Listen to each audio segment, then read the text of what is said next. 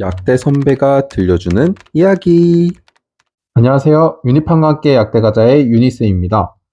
오늘은 우리가 약에서, 영양제에서 굉장히 자주 접하게 되는 아연에 대해서 알아보도록 하겠습니다. 아연은 특히 유아기, 청소년기, 그리고 임산부, 수유부 등에게 영양제로 자주 권하게 되는 미네랄인데요. 그 미네랄에 대해서 우리가 역사적으로 처음 관심을 갖기 시작한 것은 식물에서 아연을 주입하였더니 성장을 굉장히 눈에 띌 만한 성장을 이루었다는 것에서부터 시작되었습니다.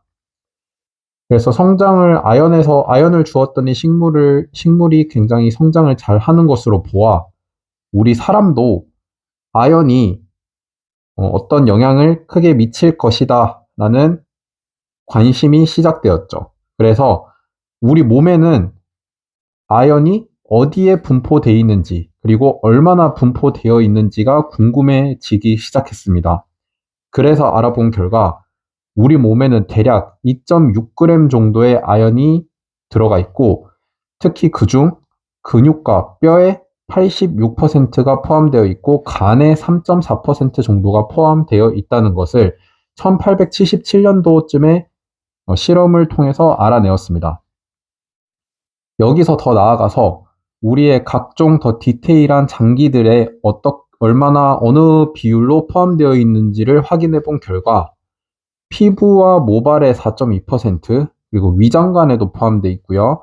중추신경계, 눈, 면역, 생식기, 이러한 모든 부분에 포함이 되어 있다는 것을 알게 되었습니다. 그러면 그 다음으로 포커스가 맞춰지는 것은 무엇일까요? 이런 부분에 주로 아연이 분포되어 있다면 아연이 결핍이 일어났을 때는 이러한 분포되어 있는 장기에 어떠한 안 좋은 영향을 끼칠 것이다라는 것을 추론해 볼 수 있습니다. 그래서 피부와 모발에 아연이 부족해지면 탈모, 그리고 상처 회복에 지연이 생깁니다. 그리고 아연이 위장관 쪽에 영향을 미칠 때는 설사가 자주 일어납니다. 이거는 추후 유아기에서 설명을 드리겠지만 유아기, 아기들 같은 경우는 아연이 결핍됐을 때 가장 주요한 증상 중 하나가 설사입니다. 그리고 뇌와 척수, 즉 중추신경계에 아연이 결핍되면 학습 능력 떨어지고 기억력이 떨어집니다. 이 또한 유아기와 청소년기에 아연이 필요해지는 이유가 될 수 있겠죠. 그리고 눈에는 이 관련 실험을 봤을 때 강아지에게 그 아연과 결합할 수 있는 킬레이트제를 넣습니다. 그래서 눈에 아연이 결핍되게 일부러 시켜봤더니 강아지가 갑자기 눈이 보이지 않게 됩니다. 이로써 눈에 있어서 아연은 시력에 굉장히 밀접한 관련이 있다는 것을 알게 되었습니다. 면역도요. 여러분들이 감기에 걸렸을 때 아연을 섭취해주면 감기가 더 빨리 낫는다. 폐렴이 더 빨리 낫는다. 이런 것을 통해서 아연이 면역력에도 관련이 있다는 것을 알 수 있고요.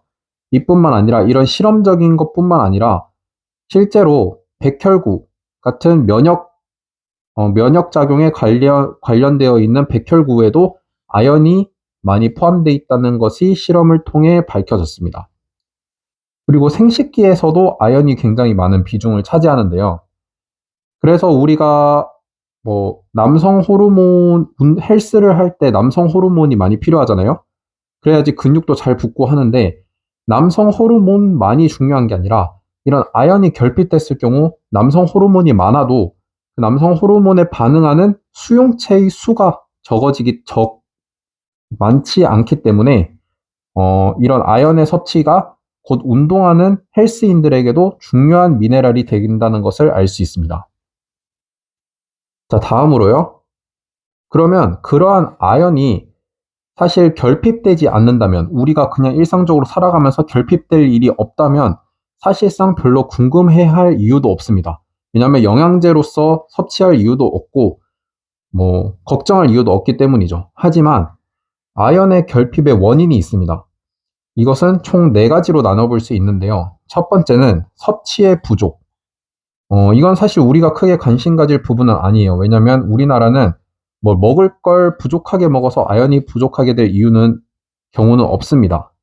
근데 극단적인 사례로 봤을 때 극단적 채식주의자 같은 경우에는 아연이 결핍이 일어날 수도 있다고 하는데, 일단은 1번 같은 경우는 우리가 논점에서 조금 벗어난다고 봐서 패스를 하고, 두 번째는 소실의 증가. 네, 이것부터 조금 관심을 가질 건데요.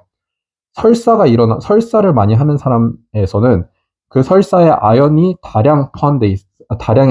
아연이 포함되어 있습니다. 그래서 설사를 다량으로 하게 되면 아연이 빠져나가는 비중이 높아지겠죠. 그래서 소실의 증가가 아연의 결핍이 될 수가 있는데, 또 하나는 뭐예요? 아까 아연이 결핍이 일어나면 또 설사가 일어난댔죠. 그럼 우리가 그냥 설사를 해서 아연이 부족해졌는데, 아연이 부족해져서 또 설사가 일어나면 아연이 부족해서 설사가 일어나고 설사가 일어나서 아연이 부족해지고, 이게 막 계속 왔다 갔다 하는 거죠. 그래서 우리는 이거를 아연에 의한 설사 악순환이라고 말합니다. 그리고 땀에 의해서도 아연이 많이 소실될 수 있고요.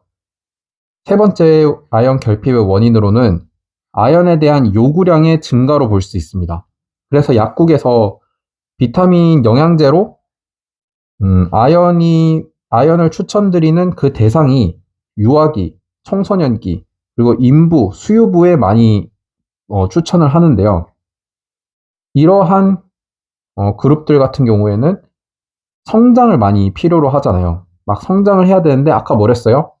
아연이 식물의 성장에 도움을 주듯이 우리 인간에게도 성장을 많이 하게 되면 그만큼의 아연을 필요로 하기 때문에 부족해질 수 있습니다. 그래서 추가로 우리가 음식을 통해서 먹는 것뿐만 아니라 영양제의 섭취가 필요한 그룹들은 이렇게 되겠습니다.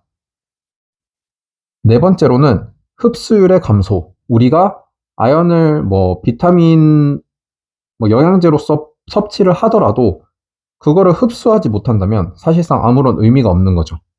그래서 그러한 관련 질환으로서 장병성 선단 피부염이라고 있는데, 용어가 굉장히 어렵죠. 그래서 이걸 조금 쉽게 설명을 해보겠습니다. 그것을 이해하기 위해서는 일단 먼저 아연이 우리 체내에서 어떻게 흡수가 되는지를 이해할 필요가 있는데요. 아연이 우리 체내로 먹어서 식도 통해서 위로 이렇게 들어오면 위에 마지막 부분, 그러니까 소장의 첫 부분 12지장에서 흡수가 많이 일어나고요. 그 다음에 공장에서 흡수가 많이 일어납니다. 그래서 이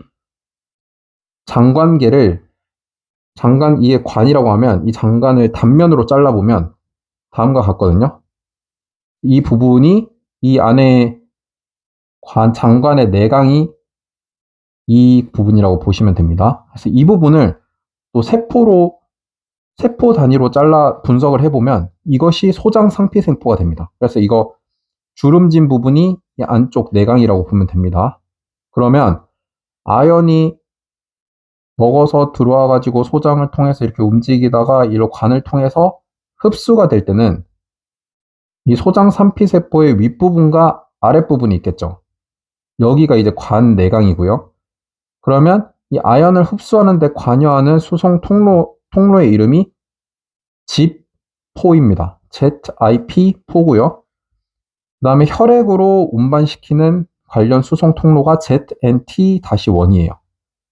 그래서 우리가 아까 말씀드린 흡수율 감소에 관련된 질환의 문제는 이 ZIP4 관련 수송 통로에 문제가 생기면 어차피 아연을 섭취해줘봤자 우리가 소장 상피세포 안으로 흡수를 못하기 때문에 아연의 결핍에 일어날 수 있다라고 이해하시면 되겠습니다.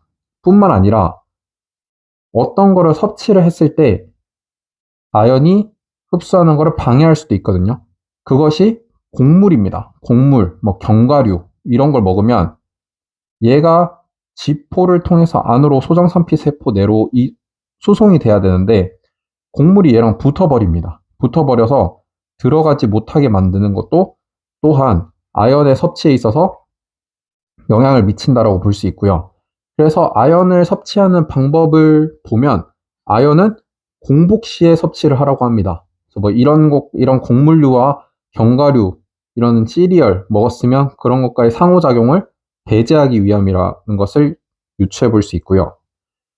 그리고 영양제의 뒷면을 보시면 아연의 형태가 몇 가지 있거든요. 그 중에서 주로 많이 볼 수 있는 게 글루콘산 아연과 산화 아연 형태를 볼 수 있습니다. 글루콘산 아연에서의 실제 아연의 비율은 14%고 산화 아연에서는 아연의 비율이 80%입니다. 그러면 우리가 간단히 생각을 해보면 아연의 함량이 높은 산화 아연이 더 좋겠네? 라고 생각해 볼 수 있지만 이 산화 아연은 글루콘산 아연과 달리 물의 불용성입니다. 물의 불용성이면 뭐가 되죠? 여기 소장 내강에서 이미 물의 불용성이라서 이쪽으로 통과할 수 있는 비중이 낮아져요. 그래서 오히려 산화 아연보다는 글루콘산 아연의 형태를 가진 아연 영양제가 더 좋다고 말씀드릴 수 있고요. 산화 아연은 이런 물의 불용성이라는 특징 때문에 오히려 뭐 먹는 거에도 포함되어 있지만 바르는 연고, 상처 연고에도 포함이 되어 있습니다. 그 다음에 이제 나이대별로 추천드리는 1일 권장 섭취량을 보면 영아, 즉 0에서 11개월 되는 영아의 경우에는 아연을 3mg, 하루에 3mg을 섭취하는 것을 권장하고요. 6세에서 8세 정도는 5mg, 19세에서 29세의 경우 10mg을 1일 권장 섭취량으로 추천하고 있습니다. 이 기준은 그냥 이거에 대충 맞춰서 권장 섭취량을 한번 찾아봤고요. 그리고 이러한 아연은 우리가 부족할 거를 걱정해서 영양제로 섭취하긴 하지만 과다 섭취했을 때는 또 구역과 구토, 설사를 유발할 수 있다는 특징이 있습니다.